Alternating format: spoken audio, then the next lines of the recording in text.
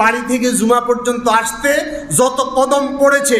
নবী করিম সাল্লাল্লাহু আলাইহি সাল্লাম বলছেন প্রত্যেকটা কদমের বিনিময় 1 বছর নফল রোজা রাখলে যে সওয়াব হয় এবং 1 বছর সারা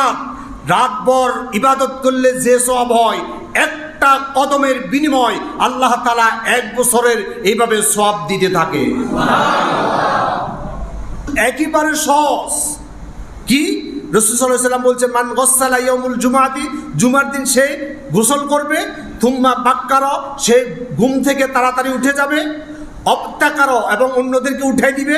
অমাশা ওয়ালাম ইয়ারকাব এবং পায়ে হেঁটে আসবে, যানবাহনের কোনো কিছু ব্যবহার করবে না, ওয়াদানা মিনাল ইমামি, ইমামের কাছাকাছি বসবে, ফাস্তামা